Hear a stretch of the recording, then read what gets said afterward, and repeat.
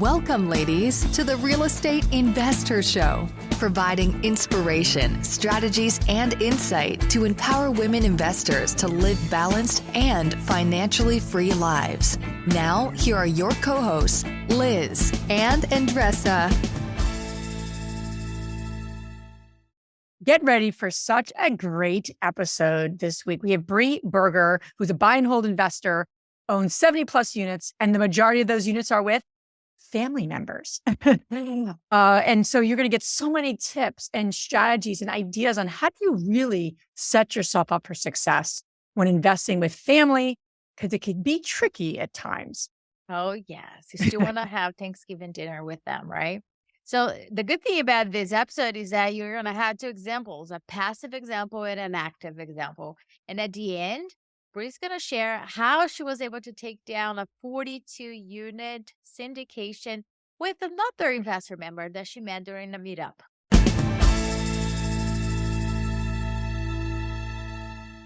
Welcome back, ladies. This is Liz. And this is Andressa. Welcome back to the Real Estate InvestHER Show. We're so excited about today's episode. We have Brea Burger on our show. We're going to talk about investing with your family, which is not always the easiest or simplest thing to do. So excited about having you on our show. Thank you for being here. Thank you both for having me. I've been a longtime listener of the podcast and so excited to be here. Awesome. So we always like to get connected to everyone, Andressa, at the beginning. Share something. We always like to say, go deep but brief. You know, if we did that more in our life, I think we'd all have more peaceful lives. But I think we'll get what we want. Correct. We're brief and deep but brief. We will get what we want. When we get rambling around, people are like, oh, I'm done. I got to go. That's true. So I'm going to go deep but brief, as right. brief as I can go. So, I want to share a quick little story. It was a number of years ago, Andressa and I were flipping properties together long before InvestHER. Can I do a disclaimer? I have no idea what she's going to talk about. Oh, good. Yeah, that's always a better way. That means I can get more out. I'm fearful now. My blood pressure went up. So long before InvestHER, Andressa and I were business partners, first friends, and then we started flipping properties together. We started doing projects together, and we would attend networking events together. And these were networking events that had men and women and all people. And it was great. But we always left there feeling a little, I want to say intimidated, because her and I are not intimidated. I mean, I'm from Jersey. She's from Brazil. We're not intimidated women by any means. But the environment was never inviting. And so one of our ideas as we started the podcast 5 years ago, the next thing we did besides Facebook was we started a meetup. We said, let's get women together in a non-intimidating environment where women can really come together, almost like a circle of women, not like I come and learn information and I leave. So her and I started one in Philadelphia, 4 years ago, with the idea of these 19 women in this room we're going to impact. And in one meetup has led to 55 meetups. And Brea has been one of our meetup leaders for quite some time. And I just wanted to thank you, on the podcast for all your hard work. But I really want to speak to the meetups we have, because these are not typical networking events. This is a circle of women who are coming together to really say what's coming up for you, not just in investing, but in your life. And that is what we created 4 years ago with the one Andressa and I led. She did one thing, I did another. It was like the two of us leading our Philadelphia meetup long before we started others. And so I want to invite the women listening to join one of our meetups. They are free. They are there for you in your local community. So you can really have this non-intimidating environment where you can get the support you need in the way you need it, because we all need it differently. So I just wanted to give a big shout out to all the meetup leaders listening. Thank you for all that you do. Brea, thank you for all the hard work you did month in and month out to really lead the community of women, and just excited to have you on the podcast to highlight you and all the cool stuff you're doing with your family, and with Yang, with another meetup leader. You guys have partnered together. We're going to get to that today.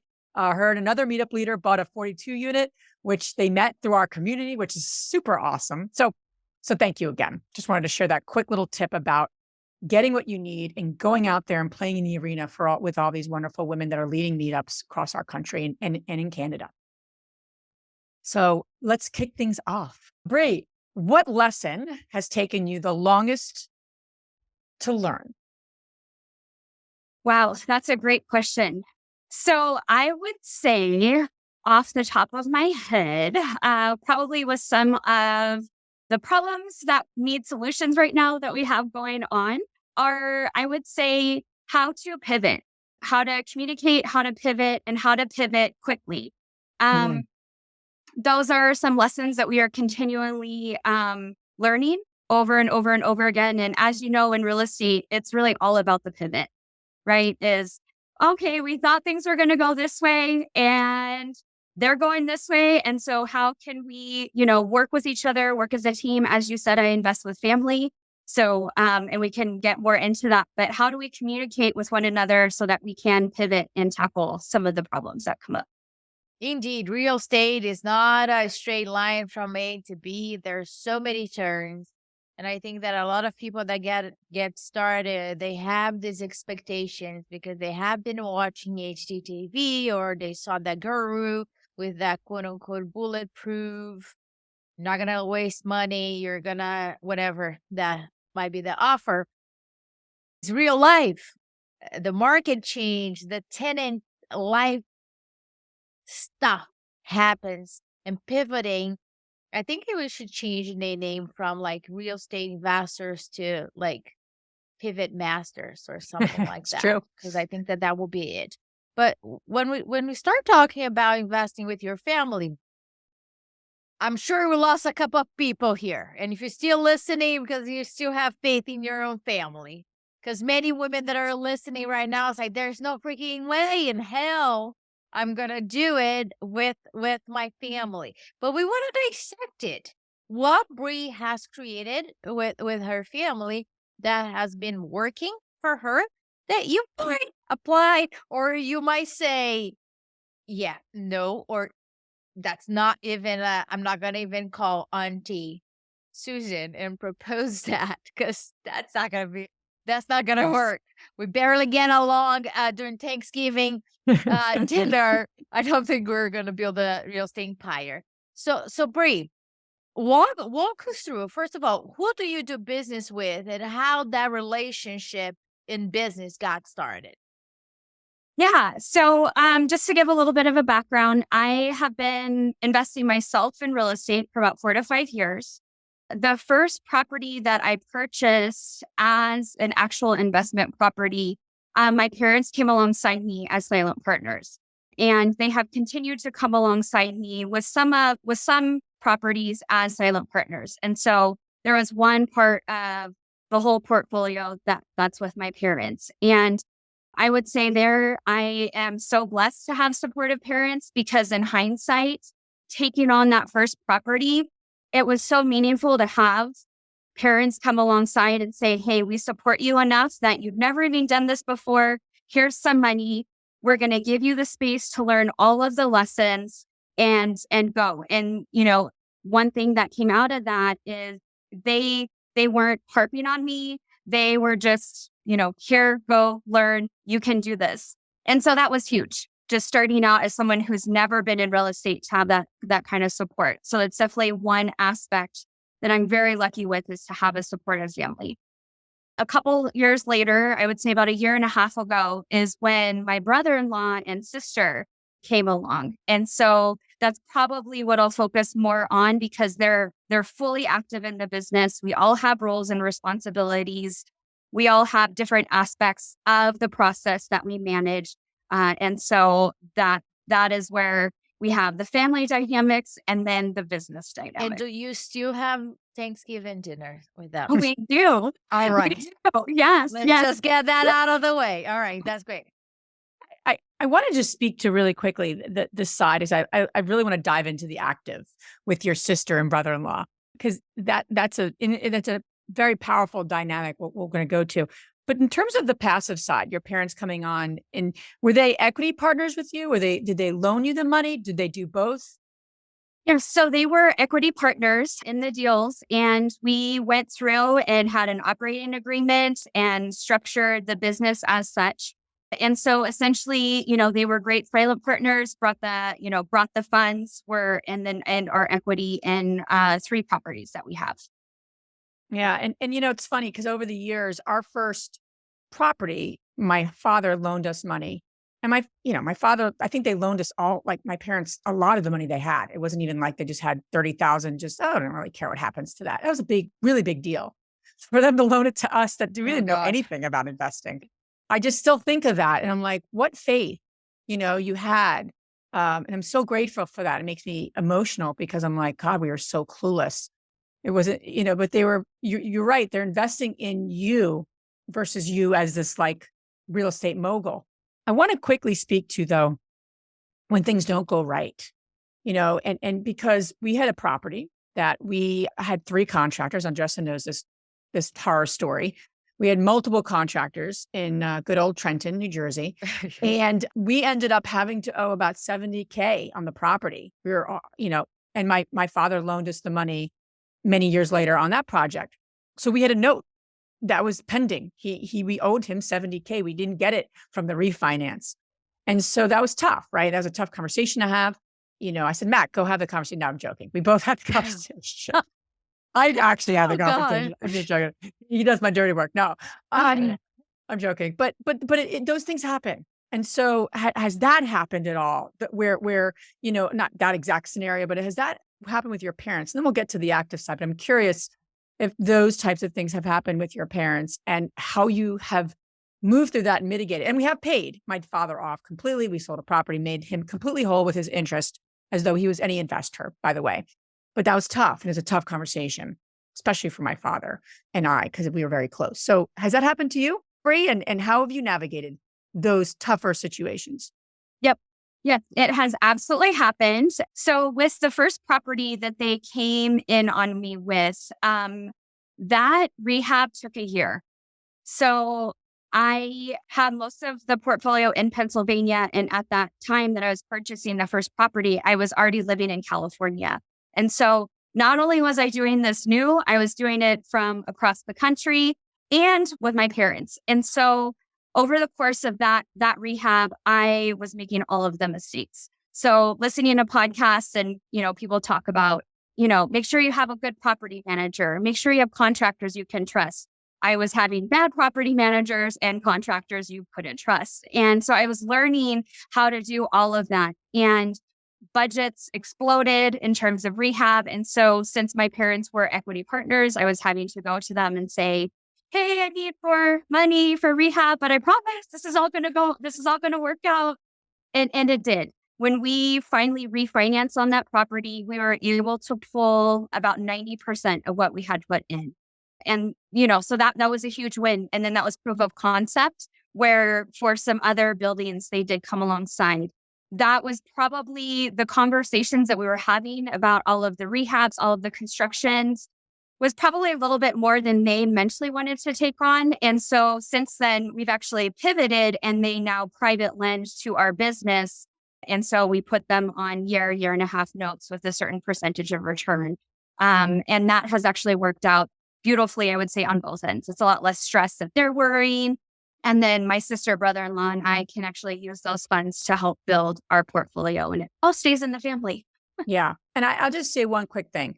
I think it's so important that you treat your parents or anyone in your family as though you treat anyone. Of course, it's not the same, right? My conversation with my father is different than another investor, but the results should be the same. You be having the same conversation in the sense of, hey, this is what's working. This is what's not working. Making sure any sort of legal agreement is in place. Do not do a handshake agreement with a family member ever, because that's just a mess. So I just want to reiterate that. So I love that you've done loans and equity with family and your parents. That's awesome. So let's get to your sister and your brother-in-law. How did that happen? And then what has come of it? What are your roles? And of course, we need to know what things haven't worked and how you've mitigated that, because that's always the fun stuff. That's the juicy stuff. But yeah, let's start with. Oh my gosh, do we become like Jerry? What's that? Jerry Springer. Yeah, Jerry. We want to hear the most horrible story you can tell us. Yes, please tell us that. Just want to see the horrible thing, because that people like watch it. I never watch that. I only see that when I am like the dentist's office or somewhere, and I was like, what? Who watch this thing? What? I don't want to watch this. Put something else. But they put that, and there's always something like not the father, or the father. And that's like the whole thing there. But anyway, we do Can I it. tell you a Let's very go. quick random sidebar story? Very, very Have quickly. you been to Jerry? Yes, I've been to Jerry Springer show. What? Yeah, and it's so completely random, and they tell you when you're in the audience to wear like bright colors just in case they span over. I don't think anyone got that memo, and I'm like in this like bright green because I listened. I was like, I got to wear bright You colors. went to the show to watch? Yeah, I was in the audience. Yeah, Oh my gosh. yeah. But that's another story. Good one. You didn't know about that about me, yeah. But we digress.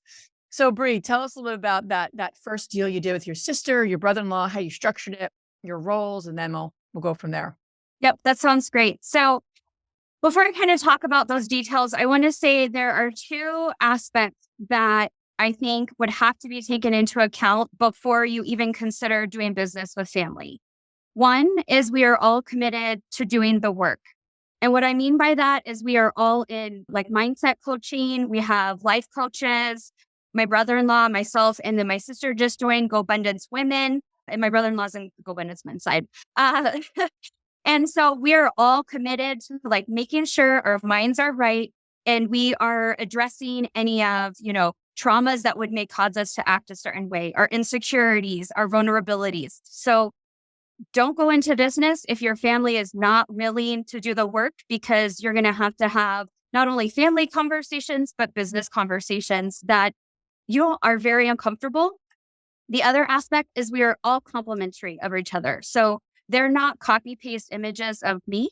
We all have our strengths that I would say make sense for a business structure where we're not all doing the same thing. Our strengths are in different areas so we can complement one another. So I would say those are two very important things that if you are considering family, to really look at that and see from the business perspective, does it make sense? And then from the ability to communicate and do the work, does it make sense?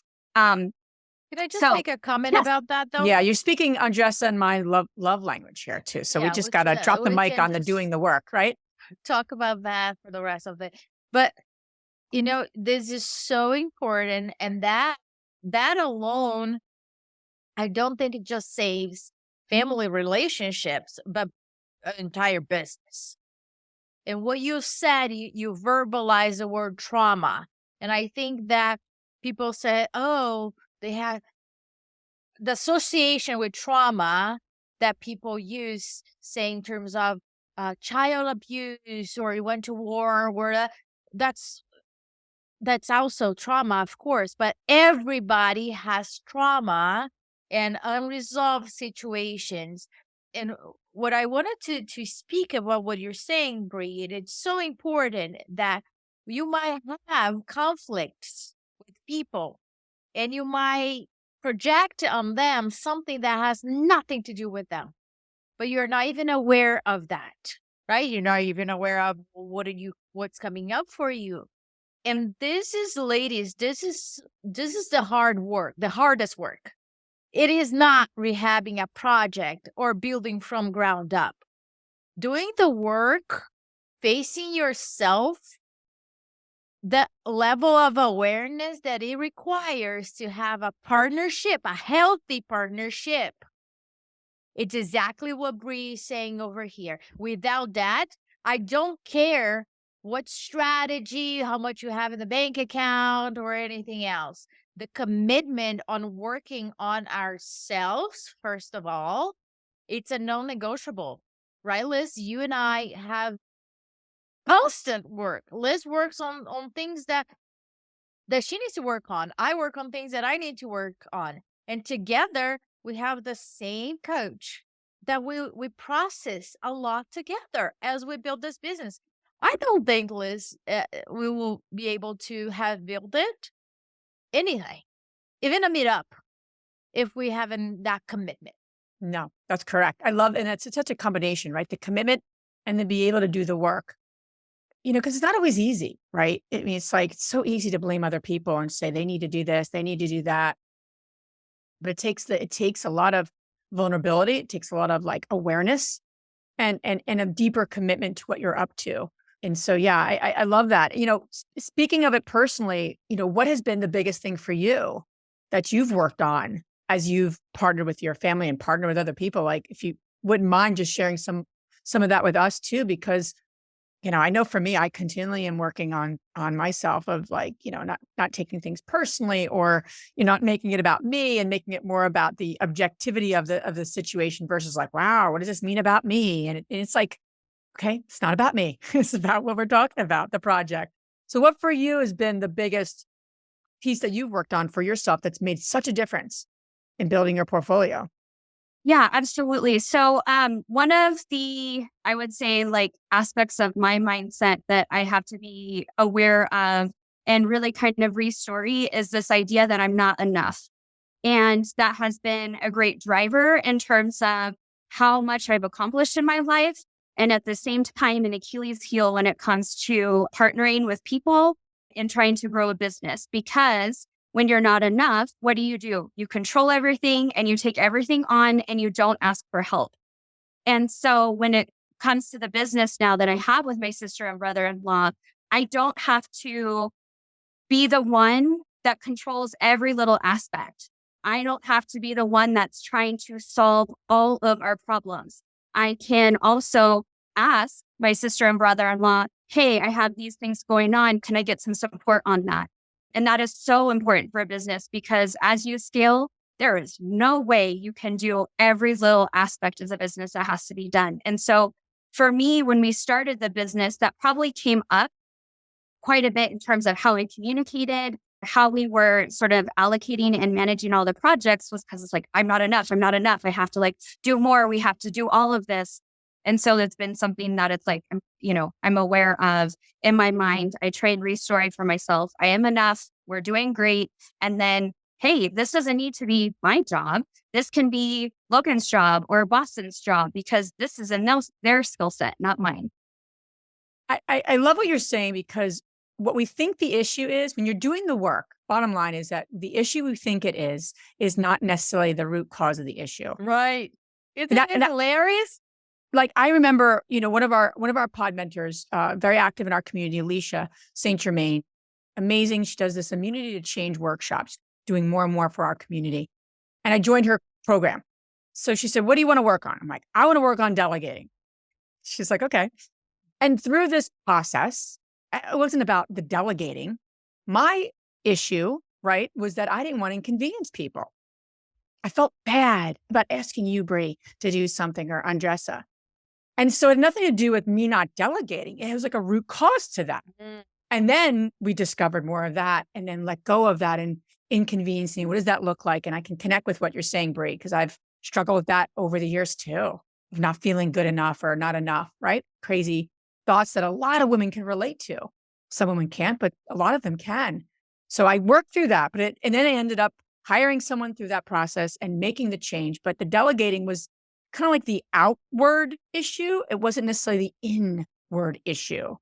So I love what you're saying about knowing what that restory is and then being able to like, this is how it impacts my business and my investments and my wealth, which is powerful. So tell us about the role that you have compared to your sister and your brother-in-law too, in terms of how did you delineate? Did you do some kind of, assessments?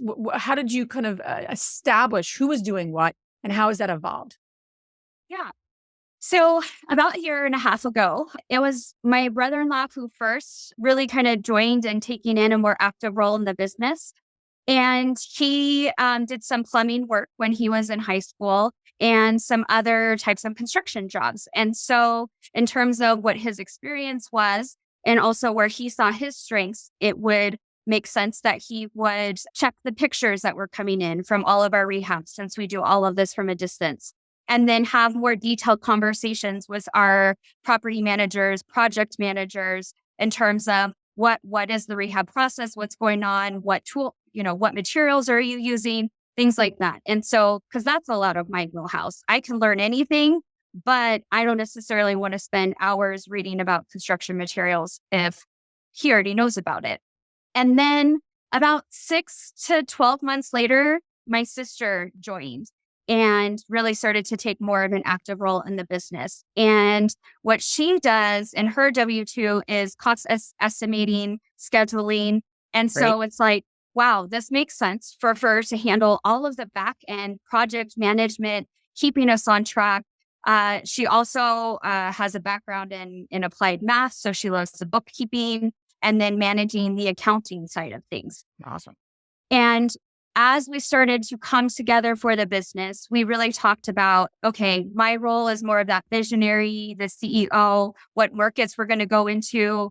I have a background in research. I'm a public health scientist. And so all the numbers, underwriting, things like that. And then they can come alongside and really help with the back end, keeping things on track. And we had all of those conversations with each other as well. And we continue to, because we've gone, that's another thing to emphasize is these conversations are not one and done. It is constant. It is continual. Your business can literally change from 1 month to the next. If you go and take down a 42 unit syndication, you're no longer where you were 30 days ago. And so it's like, what are we doing? How can we support one another? Do you like this task? If not, do we need to hire out for it? And these are constant conversations that we're having. How often do you guys do you having recurring meetings? Because the constant communication, right? Under communicating, it's a big red flag when you're growing a business and having multiple people that needs to be in the loop. So what is the cadence that has worked for you guys in order to discuss operations, but also the bigger picture? Yeah. And that's a really, really good question. So in terms of the day to day, we text constantly. We'll leave each other little voice messages with where we're at with the certain items. We attempt, I will say attempt. This is an area we need to get better in sort of prioritizing our time. We attempt to meet quarterly to discuss the overall goals and larger, bigger picture of the portfolio and where we want to go. Last year was a year of rapid growth, and we did not prioritize that. And that led to, I would say, us at the end of the year feeling the feelings of being overwhelmed, not knowing exactly what we're doing, trying to wrap up projects. And so this year we have prioritized taking a step back, wrapping up some projects, and really focusing on touching base with one another. And is the business, and I want to be very clear with this, are we designing the business to fit the life we want and not bending our life around the business? Mhm. And so that is really the focus of this year, is talking about, hey, Boston, Logan, you're married, 2 kids. What is the life that you want? Checking in with myself, communicating, this is the life that I want. And then how are we going to make the business fit that? And so I would say ideally quarterly and then daily check-ins with the operations. Yeah. So important, right? Because so often we're not really the one at the helm of, we're at the helm of the company or our own company, but we're almost like a slave to it sometimes, right? If we're not mindful of putting our own boundaries up and saying what's working, what's not, and then to have those conversations with your partners. That's great. So tell us a little about how you and Yang, another meetup leader, came together to get partnered up on this 42 unit, which she spoke at one of our webinars, which was amazing. And she's one of our meetup leaders, one of our Strive members. She's amazing. So I'm curious though, how did you first meet? And how did you cultivate a relationship to then feel comfortable enough to partner together on quite a project, right? It wasn't just a silver platter project. I know there was a lot to that project. So how did you guys meet and how did you cultivate? And what did you do to cultivate that relationship? Yeah, I love that. And I just want to say to all of the people listening, this is why it's so important to get involved in the investor community, make those connections, and come at it from a perspective of just trying to be friends and to go deep, because you never know what will come out of that. So Yang and I met in the midst of COVID when a lot of the meetups were actually virtual. And since the bulk of my portfolio is in Pennsylvania, I was tuning in to a lot of the virtual meetups that were going on. And Yang and I connected during one of those meetups and decided to have a call, just the two of us afterwards. And when you talk about going deep very quickly, that is essentially what we did in the conversation. And we found out that we both love to dance and we both love salsa dancing and bachata. Right. Yeah. And so to find something outside of real estate that you connect on, really allowed us to go deeper and I think kind of opened the doors to have meaningful conversations with one another. And from that, we would schedule, I would say meetings every month to 6 weeks with another woman we met through InvestHER.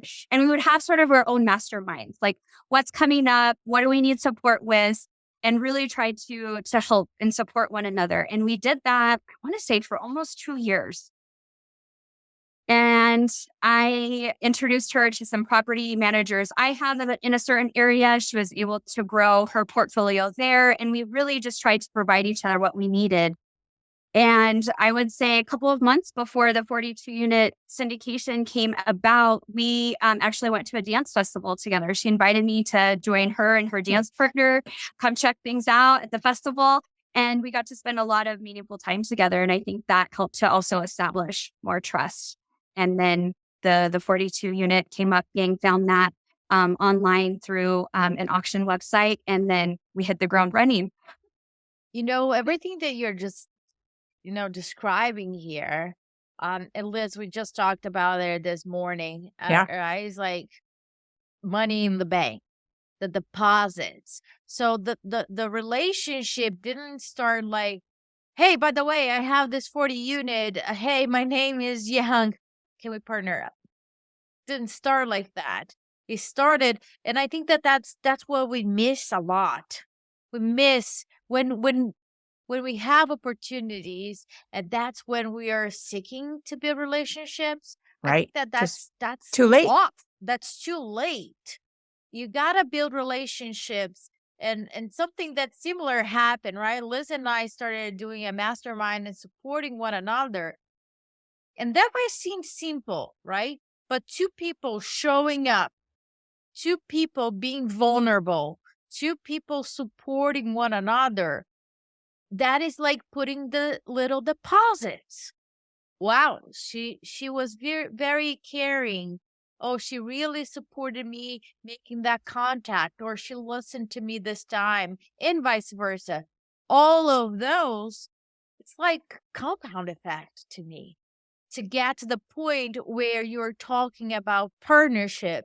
And then it's all about the details because the foundation is already there for the relationship. Then the trust factor is already there. You have faith in that person no matter what, right? Yep. You're going to make it right. She's going to make it right. So it's not a matter of, hey, I have this 42 unit, trust me. No, it's not that conversation, but I think that a lot of people that think about partnerships and feel uncomfortable with it because they're thinking about this transactional thing that needs to happen once you have a deal. And I love that you describe it. How did the journey get to the point where you both were like, this fits our criteria, this is what we're both looking for, this makes sense for us. So I think what you both are saying is so important that everyone needs to hear this, and that when you have a new deal, so you, Brea, were like, okay, I got to evaluate this deal. But in that moment when she approached you with the deal, you didn't have to evaluate her. And I think that's the biggest mistake people make, is that we have too much to evaluate. You're evaluating the partner, you're evaluating the deal, and then you're even evaluating the market sometimes, right? That's a lot. But you can go to bat for that person's already been vetted. You were on a mastermind with this person.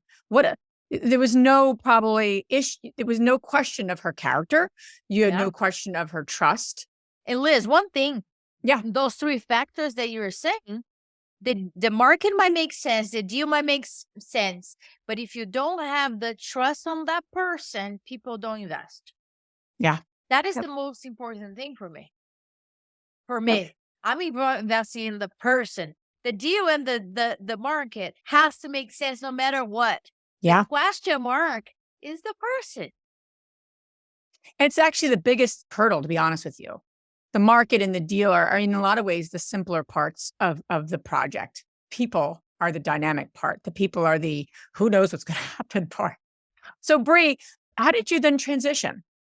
You have this friendship, you go dancing together, you're on this mastermind together. You have the shared common connection. She presents this opportunity.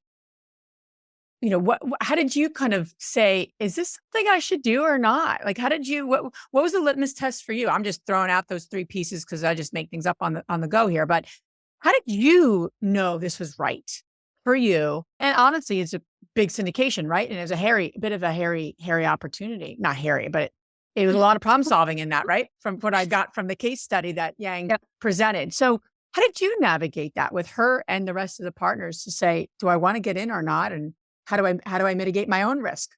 Yep. Yeah. So I first want to say, going back to what Andressa said about the person and how Yang really fit into my criteria in terms of would I even be willing to partner with her? Through 2 years, what do you learn about someone? Are they doing the work? Yang is absolutely doing the work. She focuses on her mindset. She does leadership trainings and opportunities. So she is constantly evaluating herself. And so great person to partner with. And we complement each other very well. We have a lot of similarities, which is great, but we also have that complementary aspect. And so it's like, yes, absolutely. Secondly, that building is in the market where most of my portfolio is. So I already knew the market, the property management team that manages everything else for Yang staffs and the rest of our portfolio. They were going to be tapped in. So the people are there. So great. We have a market we know and the people that we can use to help get this thing, off the ground and get it stabilized and where it needs to be. So, and that evaluation took about 5 seconds. And so when she brought it to me, it's like, yeah, let's do this. And I always have the mindset of like, I can learn anything. So yeah, I've never done a syndication before. But people who have done syndications have already been in that spot of never doing syndications before. And somehow they figured it out. And the 4 of us who are GPs on this deal are very smart and capable people. So we could learn anything. So I was like, hey, we're going to do this. It was also found on auction. And so we had to learn all of the ins and outs of the auction process. And so we were literally doing this within a 30-day window.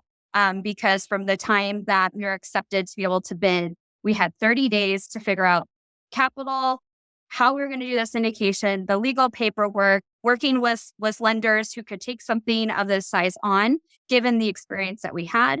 So there were just a lot of moving parts, but knowing your partner, having several years of back and forth communication with each other, it was a no-brainer. I love that. And just real quick shout out. All of our webinars, the webinar that Yang did where she went to really great nitty gritty of the whole process. If you guys go to our website, therealestaiteinvestor.com/blog, all of our podcasts are there. And also the webinar that Yang recorded, it's called Lessons Learned from a 42-Unit Online Foreclosure Auction. All of our webinars are there that we do, all of our free webinars, all of our free material. So check that out if you want to. It's an hour long. I mean, she goes into some great depth. We can put the link on the show notes as well. Yeah, click on the show notes as well. So I just wanted to mention that. That's awesome, Brea. I love that. So how's it going now? You guys are in that project. You're in the throes of stabilizing that, correct? You haven't fully stabilized that. So where are you in the continuum of the lovely stabilization that we do when we have big value add projects? I know, because in terms of multifamily. So where are you and what are your next steps and what are you learning? Yeah. So for those who have done real estate before, you would probably think this is a good thing. The building was mostly vacant when we purchased it. When you try and raise funds, people like to see that it's rented so that they can get their dividends and all of that, right away. And so for us, it was like, cool, this is vacant, but then trying to have that actually be a selling point for raising capital. So with that, since the building was mostly vacant, when we closed, I think 8 units had tenants in them. We were able to actually just hit the ground running, like literally day one, get the guys in there, materials, all of that. I would say we are somewhere between we're probably between 30 to 40% done with renovations. We are working on getting the first 6 units listed to test the market, test the numbers, see what rents we can get, because from when we underwrote that in August, September time period, the markets are shifting a little bit. So are rents stable? Are they going down? Are they coming up? We need to test that out as we have 42 of these units to rent. We are working on rebranding the building. So getting a website up, figuring out the social media. Historically, that building has not had a great reputation in the area. So we do have a lot of cleanup work to do there, under new management, new rehab, get some nice pictures online, those sorts of things. We are working on the common areas. What type of experience do we want to give our tenants who are there? And really thinking through, adding the amenities after we get all of the units completed. So we are just at that still, I would say, very much beginning stages, but really ramping up, finishing the units, getting them rented. And then our timeline is to refinance sometime in the fall. So we can, get the capital back to our investors and then pay off the loan. Yeah, it's great. Love that. The rebranding, I want to just put a note on that. That is one of the most important things that you do. And really rebranding, not just like putting a new sign up and calling it something new, but like, what does that stand for? And every building that we have had to really turn around, which has been most of them we've done, we've always renamed it, rebranded it, because you're not just shifting the property, you're shifting the image of that property, especially if it's not very well. But there's an opportunity there. It's an enormous opportunity if done right. So I love that you said that. Just to make mention to that, it doesn't matter if you have a 42 unit or a duplex. There's probably a good chance you're going to have to rebrand it so people know what is that experience they want to have. So it's great stuff. I'm excited to follow you guys along this journey of the property and see where, how great things that come from it. Brea, this has been great. Appreciate your time, and where can the ladies listening learn more about you and follow you along all these great adventures you're on here? Yeah, absolutely. So you guys can see my shirt, Family REI, Family of Real Estate Investors. That is our business plug or handle on Instagram. I just changed myself. The handle on Instagram. So it's FAMILYOFREI. And then my personal Instagram, if you guys want to follow me there, is Brea, BREA_REISORFI. So Real Estate Investor for Financial Independence. We post pretty regularly on there of our projects before and afters. We give out some content as well, especially around private lending, how to get started in real estate, good books, things like that. So feel free to follow both of us there. Awesome. All this information you guys can find on our show notes. Now we're going to transition to our fabulous 3 questions. And the first one, Brea, is, what's the most transformational book you ever read?